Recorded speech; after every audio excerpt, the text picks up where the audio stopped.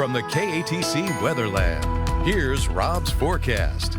Welcome back. Well, it was a foggy and mild start today. Temperatures in the mid-60s. Got up to 89 degrees this afternoon. Similar numbers, similar conditions tonight, although we're going to cool the jets a little bit on the fog, but latest model data indicating fog could be an issue. We might see a dense fog advisory issued later on tonight. We'll watch the trends. So let's take a look at the big pictures. We're under the influence of a ridge of high pressure over the Gulf of Mexico in the upper levels, and then back to the west. We got this big trough that's digging down all the way through Mexico, but it's also producing winter weather in the Pacific Northwest and the upper parts of the Rockies into Montana, where winter storm warnings are in effect. You can see we have lots of snow in Canada, some of that working its way into the U.S. and will continue to pile up. Winter there, but almost like summer here under the influence of a ridge of high pressure that's planted on the mid-Atlantic states. But on the periphery of that, we're getting a pretty good southeasterly flow and a nice pressure gradient here, which should allow for breezier conditions and hold off on some of the fog, especially coastal parishes in Acadiana.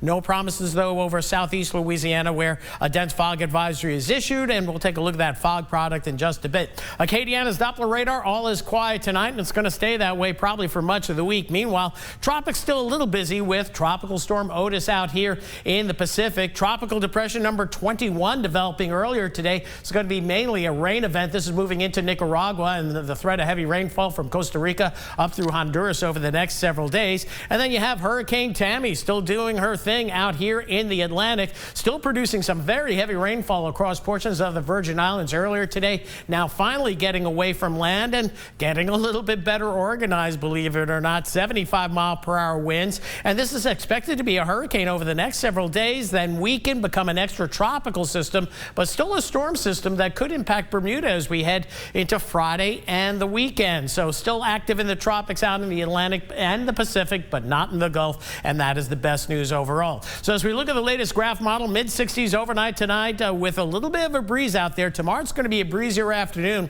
South to southeast winds at about 10 to 15, maybe a few gusts to 20. Upper 80s once again your high. Rain chances staying back to the west of us, and we do it all over again going into Wednesday morning, even a little bit milder, closer to 74 low. Your rain chance no better than 5% for the rest of the week. Best rain chances staying back to the west of us, and we'll continue to do that through the rest of the week. Now, as for the fog situation tonight, latest graph model coming in and hitting the fog a little bit harder from New Iberia on northward, so we'll be on the lookout for some dense fog tonight. Certainly, if you have any travel along I-10 or 49 first thing in the morning, allow a little extra time to get where you're going, and please slow down. Speed is the #1 killer in those foggy situations where you can't see and can't slow down quick enough. So overnight tonight, mid to upper 60s, and then for tomorrow, back into the upper 80s, and we ain't shaking those late summer temperatures quite yet. 66 tonight, so fog developing late in spots, and again, maybe not as thick as it was this morning